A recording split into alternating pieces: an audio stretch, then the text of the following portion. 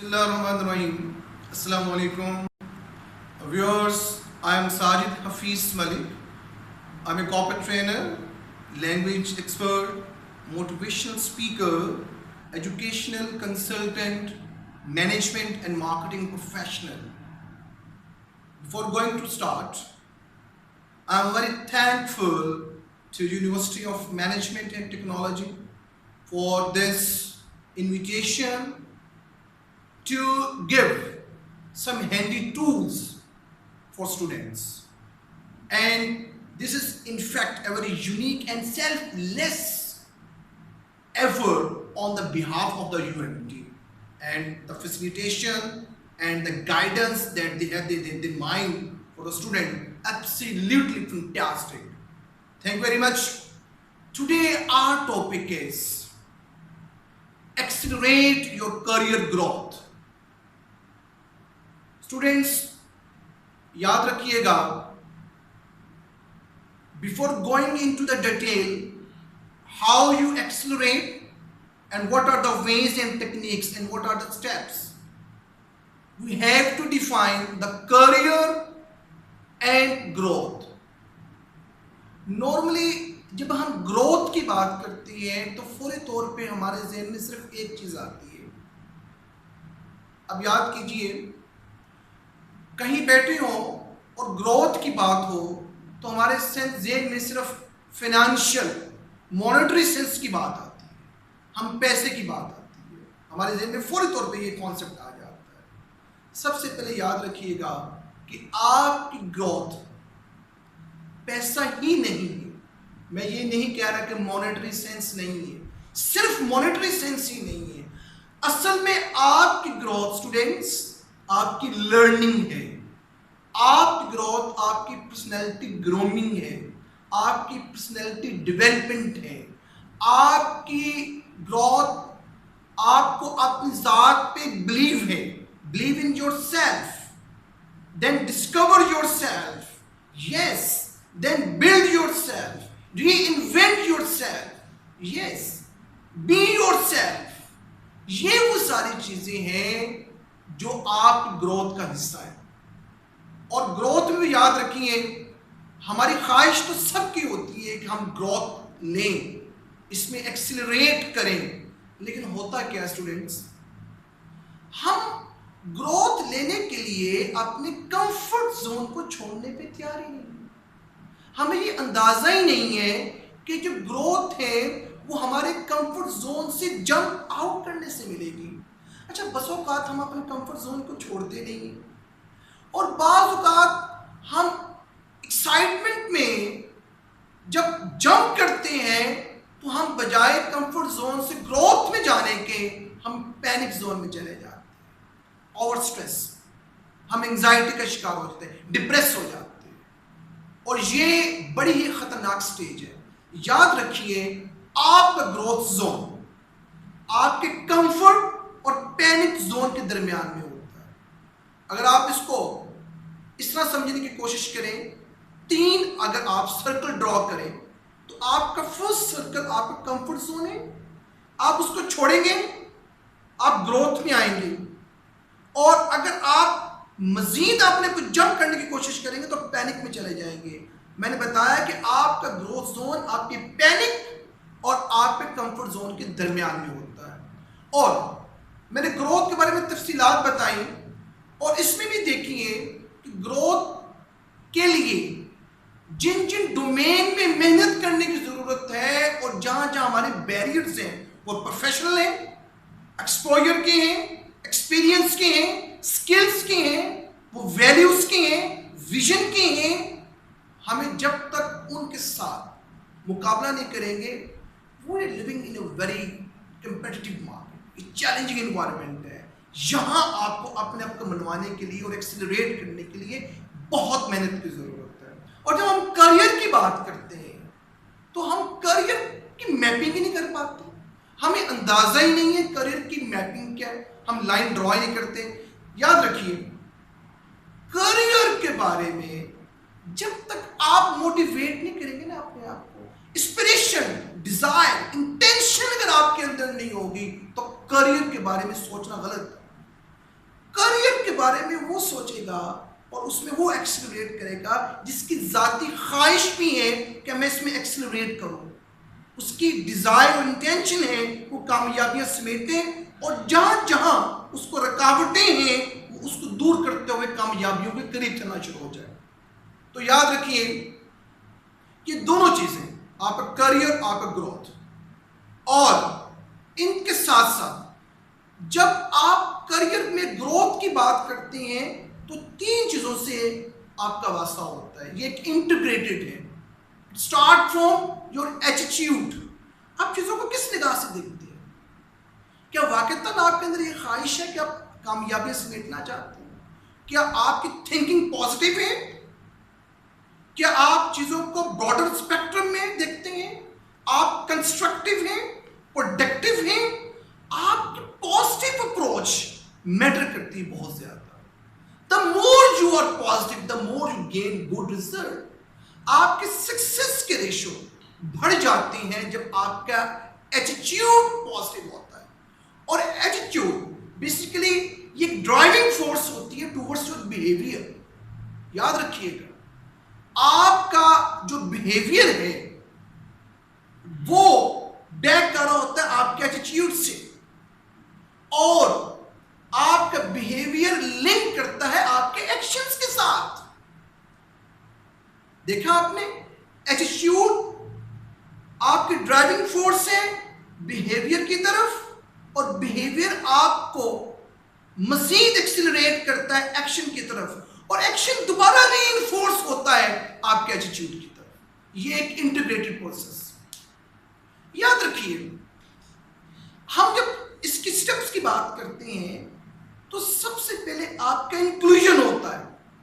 आप just to enter, आप दरवाजा खोलते हैं, आप कंपनी में जाते हैं, ठीक है ना, आपको अंदाजा होता है, और वहां सबसे जरूरी जहां आपको सामना करना पड़ता है वो आपकी स्किल्स बेसिकली आपको डोमिनेटिंग फोर्स होती हैं, वो आपको ऊपर लेके जाती हैं। जितनी आपकी स्किल्स में महारत होती है आप उस कदर कामयाबी के करीब होते हैं। अच्छा, आप एक मर्तबा इंक्लूजन तो आपका हो गया, सेकंड फेज के ऊपर विद इन द कंपनी के अंदर रहते हुए जो दूसरी चीज है वो आपकी रिलेशनशिप है। यस, आप किस तरह अपने आप को अपनी नेटवर्किंग बनाते हैं, networking with the value adder, networking with the client, networking with the employ. Yes, आप देखें फर्स्ट स्टेप में आपके स्किल्स ने, आपके एजुकेशन ने आपको जंप किया, आपको पुश किया, और आप कंपनी के अंदर आए। यहां आपकी रिलेशनिंग मैटर करेगी, वर्क प्लेस एथिक्स मैटर करेंगे, और जब ये चीजें आगे जाएंगी थोड़ा सा, जब आप एक्शन में आएंगे, आप मार्केट में निकलेंगे, तो फिर क्या होगा? फिर आपको ब्रॉडर स्पेक्ट्रम में सोसाइटी को फेस करना होगा। यस, वहां आपका विजन काम करेगा। देखने में आया कि हमारा विजन होता ही नहीं, हमें मालूम ही नहीं है कि विजन बेसिकली है क्या। हम फोरसाइट कर ही नहीं पा रहे होते, हम चीजों को उस अंदाज में देख ही नहीं रहे होते जिस अंदाज में चीज को देखना चाहिए। ये भी 3 स्टेप्स हैं आपस में। और इसके साथ साथ याद रखिए, आपकी एक लर्निंग है जो आप अपनी यूनिवर्सिटी से हासिल करते हैं, एक आपकी लर्निंग है जो लाइफ टाइम लर्निंग है। और वो लर्निंग क्या है? वो लर्निंग लाइफ टाइम लर्निंग जो आपके साथ रहती है। यस, ये वो लर्निंग है जो आप एजुकेशन से नहीं, आप अपने एनवायरनमेंट से लेते हैं। जो आप एनवायरनमेंट के साथ अपने आप को इंटेक्ट करते हैं, ये लर्निंग आप हासिल करना शुरू कर देते हैं। यस, तो बड़ा जरूरी है कि आप परपेचुअल लर्निंग, यस, और उसके साथ सिर्फ don't need to be start. देखें, जब आप परपेचुअल लर्निंग पे आते हैं जो आपकी रवायती ट्रेडिशनल एजुकेशन के अलावा होती है, तो सेकंड फेज में क्या होता है? आप पहले फेक होते हैं और फेक से रियलिटी में जाते हैं। ख्वाब नहीं देखते, हेड डाउन होता है, हेड अप करते हैं, आप बेदार होते हैं, ड्रे ड्रीमिंग से रियलिटी में जाते हैं। यस, सेकंड फेज के ऊपर याद रखिएगा। और फिर थर्ड फेज बड़ी अजीब सी है। हम हमेशा we try to follow our passion. हम पैशन कोई स्टैटिक चीज थोड़ी है कि उसको हम चेंज कर लेंगे। No no, you have to bring it with yourself. Passion is not like कि आप उसको चेंज करेंगे, फॉलो करेंगे। आपको पैशन को अपने अंदर लाना होगा। मुझे बड़ा अजीब लगता है कि पैशन को फॉलो किया जा रहा है। पैशन को फॉलो नहीं करना होता, पैशन को पैदा करना होता अपने अंदर। तो क्या होता है, मैंने आपको 3 चीजें बताई। आपकी लर्निंग, आप उसके बाद रियलिटी मोड में जाते हैं, और रियलिटी मोड के बाद आप किस में जाते हैं, जो मैंने भी लास्ट बात आपसे की है कि आप अपने ऊपर इतनी मेहनत करते हैं, इतनी मेहनत करते हैं ताकि आप कामयाब हो जाएं। तो मेरे स्टूडेंट्स याद रखिए, ये एक सर्कल है लाइफ का। और देखिए, अगर इन सारी वैल्यूज और स्किल्स और विजन्स और सारे एथिक्स और सारे नॉर्म्स भी हों, तो याद रखिए करियर एक्सीलरेशन पॉपुलैरिटी से या फेमिलियरिटी से नहीं मिलती। मैं आपको मिसाल देता हूं, जितने भी सक्सेसफुल बिजनेसमैन हैं या जितने भी successful, you just look around the successful personalities all over the world, in your left and right. It may be the Bill Gates, it may be the Mahathir Mohamad, it may be the Nelson Mandela, it may be any person you like। आप उनमें common चीज क्या थी? क्या उनके अंदर values नहीं थी? क्या विजन नहीं था? नॉर्म्स और एथिक्स नहीं थे? वो हार्ड वर्क करने थे, स्मार्ट वर्क करने थे, एंथुजियास्टिक नहीं थे, कमिटेड नहीं थे, सिंसियर नहीं थे, लॉयल नहीं थे, पेट्रियोटिक नहीं थे, हर चीज थी। लेकिन उस सबसे ऊपर जो चीज जो सुपरसीड करती वो आपका कैरेक्टर होता है। याद रखिए, जब कैरेक्टर को आप कंपैरिजन करते हैं पॉपुलैरिटी के साथ, तो याद रखिए पॉपुलैरिटी पता क्या होती है? What people think about you from the outside publicly, और कैरेक्टर को होता है privately. What you think about yourself with in your boundary. आप अपने कमरे में अपने बारे में क्या जानते हैं? कैरेक्टर आपको एक्सेलरेट कर रहा होता है। और इसके वेज अगर डिस्कस करें तो याद रखिए, इसको हम 3 एंगल से डिस्कस करते हैं।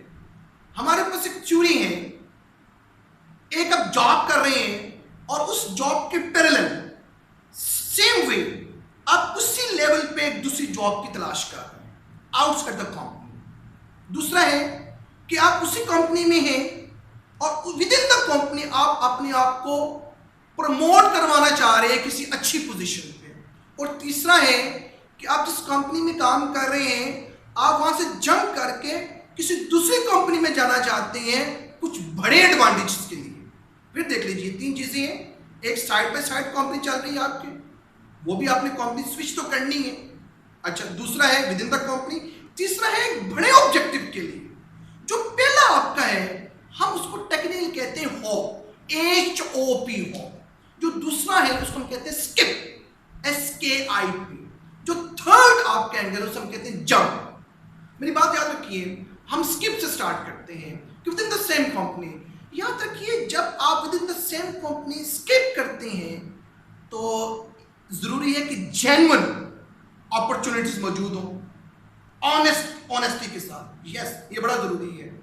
बस औकात क्या होते हैं, किसी ने जॉब छोड़ी या चांसेस मौके मिले कंपनी में, आप अपलिफ्ट हुए, आप ऊपर आ गए, और आपसे कंपनी ने प्रॉमिस किया कि 2 या 3 साल के बाद आपको यहां ये एडवांटेज मिलेंगे।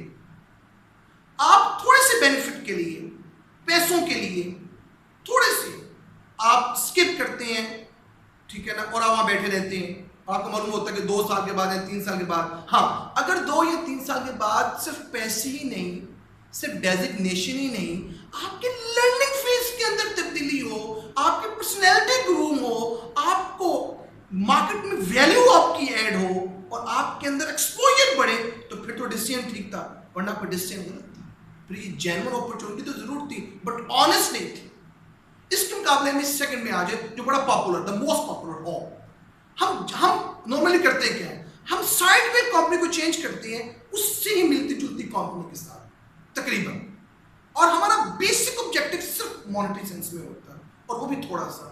याद रखिए कि टेम्परेरी आपका जो ऑब्जेक्टिव है ये लॉन्ग लास्टिंग कभी भी नहीं हो सकता। आपने मूव करना है तो होप की टेक्निक को इस्तेमाल करके नहीं।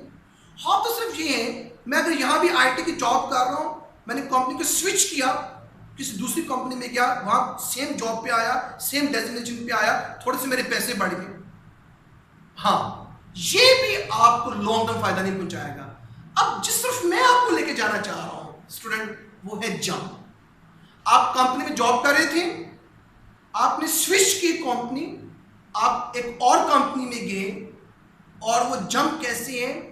आपने क्या देखा कि आपकी मार्केट वैलिडिटी क्या है, आपकी मार्केट पोजीशनिंग क्या है, आपकी लाइफ में, आपकी प्रोफेशनल लाइफ के अंदर तब्दीली क्या आई है, आपने सीखा क्या है, आपकी लर्निंग, आपकी पर्सनैलिटी डेवलपमेंट, आपकी पर्सनैलिटी ग्रूमिंग, आपके डिफरेंट चैलेंजेस, आपके डिफरेंट स्किल्स और diplomas, different certifications.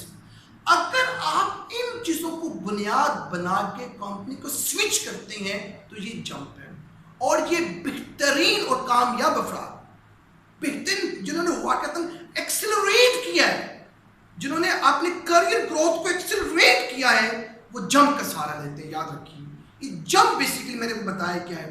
Monetary sense तो वो तो चलती है साथ साथ, उसका तो वो तो आपके साथ साथ है, वो कोई ऐसी चीज नहीं है, वो तो मिलना है आपको। लेकिन आपका बेसिक ऑब्जेक्टिव आपकी लर्निंग है, आपका बेसिक ऑब्जेक्टिव आपकी वो शक्ल ब्रेक करके आपको उसको हासिल करना है। और इसके अंदर भी दो डोमेन आ जाती है जंप के अंदर, एक है एक्सटर्नल फैक्टर, एक है इंटरनल फैक्टर। अच्छा, एक्सटर्नल तो ये है ना कि आप जंप करना चाह रहे हैं, मार्केट में जॉब उस पोजीशन पे अवेलेबल नहीं है जिसकी ख्वाहिश आप रखते हैं, अब वो आपके इख्तियार में नहीं, उस पर आपको स्ट्रेस में नहीं आना चाहिए, परेशान भी होना चाहिए। अच्छा, इंटरनल फैक्टर में क्या है? अब ये चीजें बड़ी इंपॉर्टेंट है, और ये चीजें आज की पूरी जितना आपको मैं सेशन दे रहा हूं उस तमाम का एक निचोड़, अगर आप उसको समझने की कोशिश करें। आपके जंप के इंटरनल फैक्टर्स के अंदर याद रखिए आपकी सीवी प्रिपरेशन।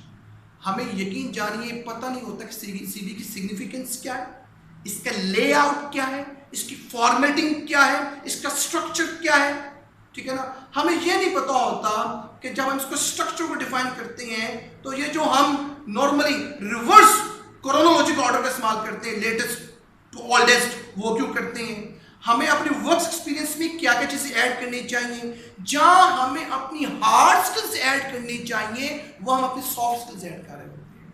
सीवी के डोमेन के अंदर हार्ड स्किल्स, सॉफ्ट स्किल्स का कॉन्सेप्ट बिल्कुल चेंज हो जाता है। Specialised knowledge, specialised degree, specialised work experience, specialised qualification, yes वो मैटर वहां कर रही होती हैं। हम वहां बता रहे होते हैं हम एंथुसियास्टिक हैं, हम पैशनेटिक हैं, ठीक है ना, हम पॉजिटिव हैं, ये सारी चीजें अपनी जगह जरूरी है। सीवी के कॉन्टेक्स्ट में गलत हो जाता है, मेरी बात। सीवी की फॉर्मेशन, सीवी का स्ट्रक्चर बहुत जरूरी है, आपको पता होना चाहिए, और जो चीजें जितनी इंपॉर्टेंट हैं उनको उसी तरतीब के साथ। अच्छा, सीवी एक स्टेप हो गया, अब इंटरनल फैक्टर्स की बात कर रहे हैं। नेक्स्ट फेज क्या है? Interview skills. अब जैसे जॉब में जाते हैं, आपको फर्स्ट फेज में क्या समझ करना पड़ता है? Introduce who you are basically. हमें मालूम नहीं होता हम क्या है, हमने कभी अपने स्ट्रेंथ्स को मैप नहीं किया होता, कभी अपने मैपिंग जो स्ट्रेंथ्स, कभी मौका मिला आपने कि स्ट्रेंथ्स को मैपिंग किया हो? एक है आपकी स्ट्रेंथ्स, एक है पोटेंशियल स्ट्रेंथ कि possibly if I work on it I may go for the other. मैं ये भी ले सकता हूं, मेरे अंदर तो ये भी था, ये भी था। नॉर्मली मैंने देखा है different mentor, coach, teacher, trainer strengths की तो बात करते हैं, पोटेंशियल स्ट्रेंथ की बात नहीं होती। यहां आपको किस चीज से सामना करने पड़ेगा? इंटरनल फैक्टर्स में सीवी के बाद इंट्रोड्यूस करने, believe in yourself, yes I am the person no one in the world compare me, discover yourself, rapid learning mode, glimpses of the excellence, yes build yourself. आप networking करते हैं value added character के साथ, अपने space खुद बनाते हैं, you are the person to create your own space, और फिर आप री इन्वेस्ट और रीविजिट करते हैं अपने आप को। याद रखिएगा स्टूडेंट्स, ठीक है ना। हम कभी इंटेलेक्चुअली रिविजिट करते हैं अपने आप को, कभी इमोशनली करते हैं, फिजिकली करते हैं, हमें तो अंदाजा ही नहीं है, सोशली करते हैं, ये बड़ा जरूरी है। ये वो सारी चीजें हैं जो इंटरव्यू स्किल की बात, ये सारे डोमेन में आता है। बिलीव इन योरसेल्फ, ये बड़ा जरूरी मैटर है। ये मैं डिजर्व करता हूँ, मैंने इसमें मेहनत करनी है। और उसके बाद आपके सॉफ्ट स्किल्स और core values, personality core values, हमने उसमें मेहनत नहीं की होती, हमें अंदाजा नहीं होता। इंटरनल फैक्टर्स के अंदर जिस कदर मेहनत होनी चाहिए एक्सीलेंस को हासिल करने के लिए, हमने वो नहीं की होती। करियर की एक्सेलरेशन के लिए जरूरी है कि हम सबसे पहले जंप को जरिया बनाएं, जंप में अपने इंटरनल फैक्टर्स को बेहतर करें। मैंने इंटरनल फैक्टर को तफसीलात आपको बताई सारे, और उसके से पहले मैंने आपको स्टार्ट में जब बताया कि आपका एटीट्यूड मैटर करता है। क्या वाकईतन आपकी ख्वाहिश रखते हैं आगे बढ़ने की? क्या वाकई आपकी डिजायर है you try to move on? और क्या बैरियर्स को शक्ल करने की ख्वाहिश रखते हैं? हमें बस औकात तो अपने एसओपीस या जेडीज का मालूम नहीं था, स्टैंडर्ड ऑपरेटिंग प्रोसीजर या जॉब डिस्क्रिप्शन के हैं क्या। अगर मालूम हो भी तो उसके लिए कितनी मेहनत की जरूरत है, हमने कहाँ कहाँ अपने आप को एक्सीलरेट करना है, कौन कौन से स्किल्स मुझे चाहिए। वो प्रोफेशनली हो सकती हैं हार्ड स्किल्स के डोमेन के अंदर, वो सॉफ्ट स्किल्स के डोमेन में होनी चाहिए। करियर की acceleration it's not a difficult task, yes it's a tricky task. Find out कीजिए, वे आउट बनाइए, खुद अपने आप का फैसला कीजिए, अपनी स्ट्रेंथ और वीक एरिया को देखिए, आप अपनी स्ट्रेंथ को एक्सेलरेट कीजिए, अपलिफ्ट कीजिए और वीकनेस को मिनिमाइज कीजिए। जिस कदर आप अपने आप को लर्निंग मोड में लेके आते हैं उस कदर आपके अंदर कामयाबी आती है। मैं उम्मीद करता हूं ये बेसिकली ये वो बुनियादी टूल्स और टिप्स हैं जो मैं चाह रहा था कि आपसे शेयर किए जाएं। हम यहाँ पूरा स्ट्रक्चर डिस्कस नहीं कर सकते, हम आपको एक वे आउट बता सकते हैं कि ये बुनियादी सी चीजें हैं, अगर हम इसको शक्ल को ब्रेक करें तो हम डेफिनेटली एक्सेलरेट कर सकते हैं। तो इंसान अपने मामलात से सीखता है, इंसान अपने अपने अपने दाएं बाएं के अवामिल से सीखता है। तो मैं ये समझता हूँ ये सारी चीजें आपके लिए बड़ी हेल्पफुल होंगी। And again I am very thankful for the invitation from the UMT कि मैं कंट्रीब्यूट कर सकूं, और मैं इसमें खुशी महसूस करता हूं कि मैं अपने यूथ को एम्पावर करूं, मैं स्पेशली स्टूडेंट्स को एम्पावर करूं। और मैं ये समझता हूं ये सारी चीज़ें आपके करियर के एक्सेलरेशन के लिए डेफिनेटली फ़ायदेमंद होगी। अपना बहुत सारा ख्याल रखिएगा, इस उम्मीद के साथ कि हम दोबारा किसी एपिसोड में हमारी मुलाकात होगी। अस्सलामु अलैकुम व रहमतुल्लाह।